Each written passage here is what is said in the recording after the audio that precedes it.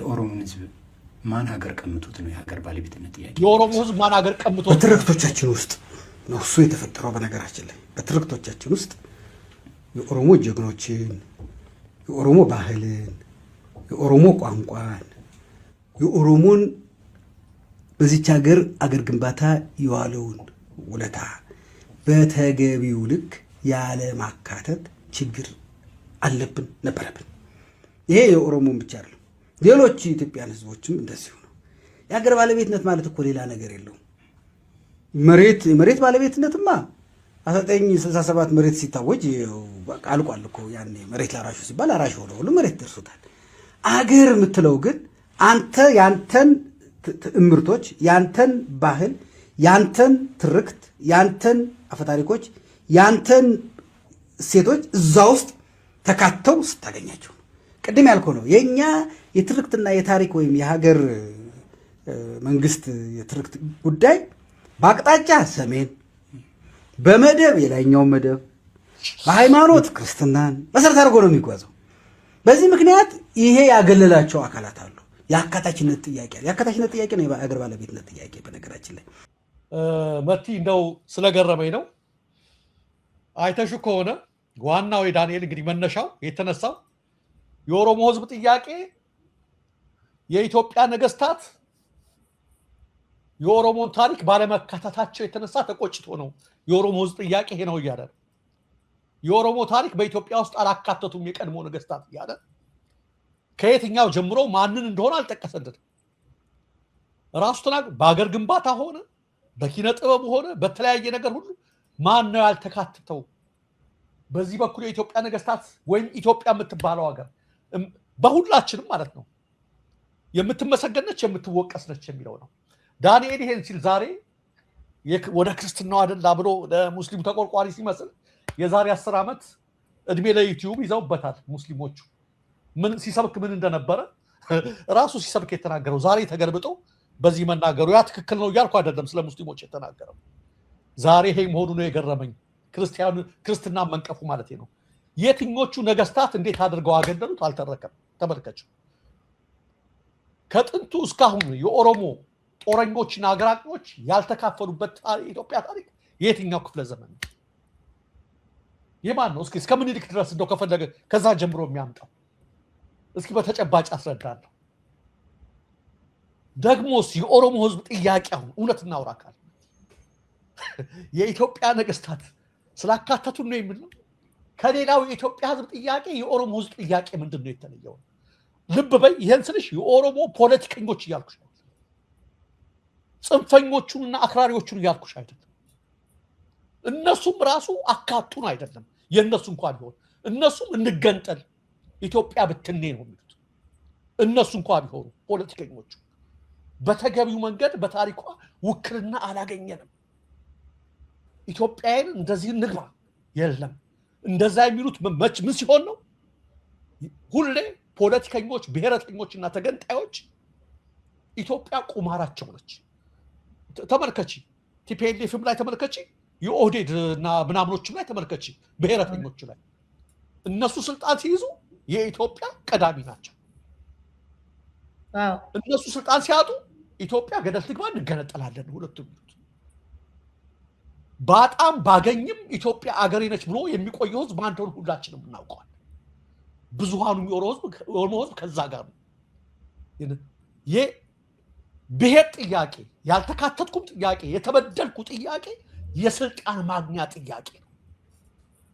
የስልጣን ማግኛ አሁን እና አብይ ተጠቅመው የመጡበት የተበደልኩ ትርክት ማለት ነው። በነገራችን ላይ የሆነ ትርክት የሚል መጽሐፍ ጽፏል ዳንኤል ካሁን በፊት ተመሳሳይ ይሄን ነው የጻፈው። እዛም ላይ አልሸጥ ሲለው ወይ አልንበብ ሲለው ነው አሁን መጥቶ ይሄን የተናገረው እንጂ ኢትዮጵያ እነሱ ቁማራቸው ነች። ሲበርዳቸው የሚደርቧት፣ ሲሞቃቸው የሚያወጧት ነች። ትናንትና ኢትዮጵያ አትገቧትም፣ ኢትዮጵያ የኛ ናት ሲሉ የነበሩት ፒኤልኤፎችን አሁን ተመልከች የሚሉት ሲኖዶስ ለብቻችን በቃ አንፈልግም ማለት ስልጣን ስላጡ። ትናንት ምን ሲሉ ነበረ? የኦሮሞ ብሔረተኞቹ እንገነጠላለን ኢትዮጵያ ብትን ያሉት እኮ መት አንቺ ያለሽበት ለንደን ሀገር ተሰብስበው ነው። ዛሬ ደግሞ የኢትዮጵያ ፊት አውራሪ ሆነዋል። ኢትዮጵያ የነሱ ቁማር ነች። በድሮ ስልጣን ነው ጥማቸው። የነዚህ የስልጣን ጥመኞችን ትርክት ነው ዳንኤል እየተረከ ያለው። በዚህ ደረጃ ዳንኤል እየተረከ ያለው የነዚህን የስልጣን ጥመኞች ያረቃው ለማስደሰት ሹመት የሰጠው አለቃው በአቅጣጫ ሰሜን በሃይማኖት ክርስቲያን ያለው ማህበረሰብ ጨቃኝና አግላይ ነበር የሚለውን ትርክት በሌላ ሰው ቢተረከኩ ግድ የለም። በዳንኤል ስንት ዓመት ሊኖር ይሆን? ከዚህ በኋላ ዳንኤል ስንት ዓመት ሊሆን ይኖር? መጽሐፍ ቅዱስ ላይ አንድ ቃል አለ። ሳውል ሆይ ለምን ታሳድደኛለህ? የመውጊያውን ብረት ብትቃወም በአንተ ይብስብሃል ይለዋል። ማን ነው? ጳውሎስ ሳይለወጥ በፊት ለክርስቶስ ተቆርቆሮ ለእግዚአብሔር ተቆርቆሮ ክርስቲያኖችን ያሳድድ ነበር። ምን ሲል ነው? ስላላወቀው ነው። ማሳደዱ ጽድቅ መስሎት ነው። ለዛ ነው የመውጊያውን ብረት ብትቃወም በአንተ ይብስብሃል፣ መመለስ አይቀርም እያለው። ዳንኤል ግን ሳውል አይደለም፣ አውቆ አይደለም የመውጊያውን ጥረት እንትን ያለው ሳያውቀው አይደለም፣ አውቆ ነው እየረገጠ ያለው። አውቆ ነው ማንነቱን ያወጣው። አውቆ የሸጠ ምን ያለ ማን ነው? ይሁዳ ነው፣ ሳውል አይደለም።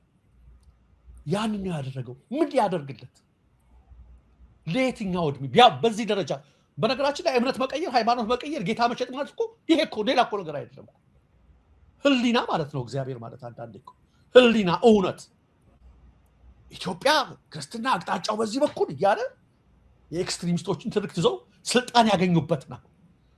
አሁን ያገኙበትን ብቻ ሳይሆን ሻመት ነው ሚሊዮን ዓመት ያለ ለአበበ ገላው ነገረኝ እንዳለ ከአሁን በኋላ መራው ወደ ስልጣን አይመጣም እያሉ ከነዋ ለዲ ጊዜ ጀምሮ ሲያቀቅ ስልጣን ማግኛ ትርክታቸውን ማን ሆነ? አጋፋሪ ዳንኤል ሆነ። ይሄን መጽሐፍ እንዳልኩሽ ነው መጽሐፉ ላይ እንትን ያለውና አሁን እያደረገ ያለው የማን ትርክት? አብይን ትርክት፣ ጌቶችን ለማስደሰት። የምን ክርስትና ቢነቀፍ እንቸገረው?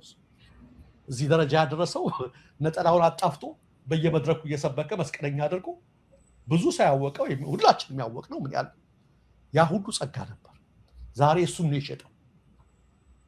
ዛሬ እሱን ነው የነቀፈው። እንዲህ ሲል የዛሬ 10 ምናምን ዓመት ሙስሊሞች እስላም መጣል እያለ የሰበከ አይመስልም። ስልጣን ቆሻሻ ነው። ስልጣን አድርባይ ያደርጋል። ገንዘብ፣ ስልጣን፣ የተለያየ ነገር ራስሽን ያጠፋሻል። ከዚህ በላይ ራስን ማጥፋት የለም እኮ። ከዚህ በላይ እኮ ራስን መሸጥ የለም እኮ። ከዚህ በላይ እውነትሽን ከመሸጥ በላይ ምንም ነገር እኮ ባይበላስ ቢቀር የሌለ ነገር።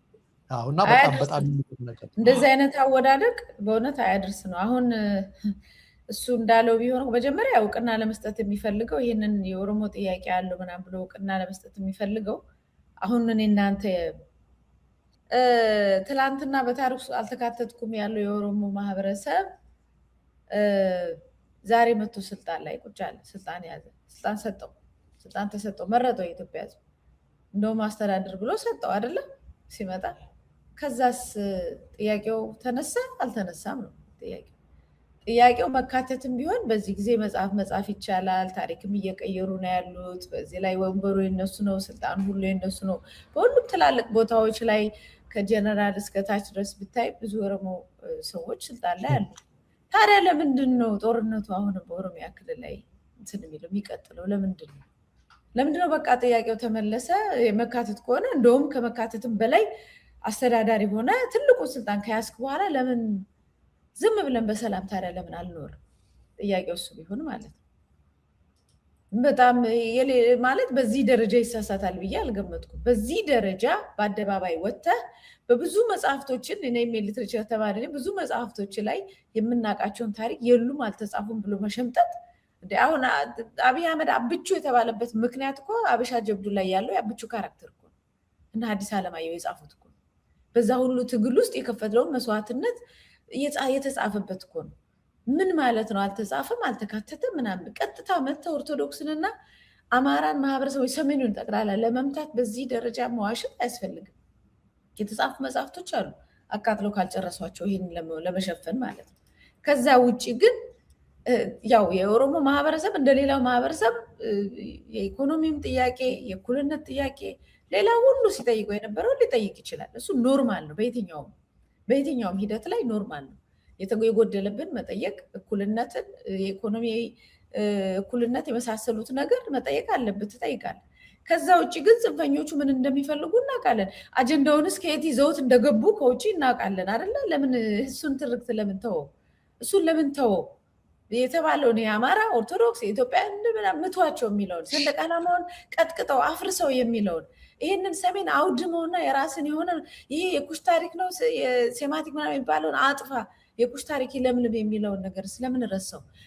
በአርሲ ውስጥ ጽንፈኞች በዚህ ደረጃ መጥተው የኢትዮጵያን ኦርቶዶክስ ተዋሕዶ ቤተክርስቲያን የመጨፍጨፍ አማኙን ኦሮሞንም አማራውንም ሁሉንም በዚህ ደረጃ የመጨፍጨፍ እና የእስላሚክ መንግስት የመገንባቱን ፍላጎት እያወቀ ለምን ዘለለው? ይህን ደግሞ እና አብይ አህመድ አብረው እየሰሩ ስለሆነ እሱን በአደባባይ መናገር አይፈለግም። እና በዚህ ደረጃ ወድቀ ተከስክሰ ጭራሽ ለትውልድ የሚተላለፍ እንደዚህ አይነት ስህተት የተሞላበት ታሪክ ጽፈ መሄድ እኔ ዝም ብሎ አያደርስም። ጽንፈኞቹ የሚጠሯቸው ከምኒልክ ጊዜ ጀምረሽ እንኳን ብትመጪ ጦር አዝማቹ ጎበና ነበረ። እንደው ዝም ብለሽ ታሪክ እንመልከት ካልሽ በማን ናቸው እንደው እነሱ እንኳን ከሚጠሉት ማለት ነው። ተይ ወደ ኋላማ ወደ አፄ ካፋ ምናምን ወደ ኋላማ ከሄደ ብዙ ነገር አለ።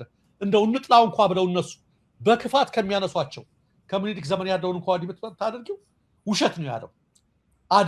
የአለቃውን ለማስደሰት ስልጣኑን ለማጽናት የነሱ እንትናቸውን ለማድረግ ከዚህ የሆነ ፖለቲካ ለመጫወት በታሪክ ላይ በእውነት ላይ ፖለቲካ ለመጫወት ያደረገበት የማሸርገጥ ጥግ ስለሆነ ማንንም የሚያደርግ አይደለም። እንደው ሰዓታችን ሊያልቅ ስለሆነ ብዬ ነው እነሱ የሚጽፉት ግን ታሪክ በጣም መጥፎ ነው። አሁን አልተጻፈም አልተካተተም ከሚሉት ይልቅ እነሱ በኦሮሞ ህዝብ ላይ የሚጽፉት ታሪክ ግን በጣም አደገኛ ነው። ለወደፊቱ ለኦሮሞ ማህበረሰብ፣ ለሌላው ማህበረሰብ እንደዚህ አይነት ጭፍጨፋ፣ እንደዚህ እየወጡ መሳደብ፣ ማህበረሰብን በድሮን መጨፍጨፍ ሁሉም በኦሮሞ ስም ነው እየተደረገ ያለው። ይሄ ነው ለነገ በጣም አደጋው ቢረዱት ማለት ነው። እና ለዚህ ነው የኦሮሞ ማህበረሰብ ለራሱ ሲል ነው የሚታገለው። ለራሱ ሲል ነው ይሄን መንግስት መታገል ያለበት ማለት ነው፣ ለነገው ሲል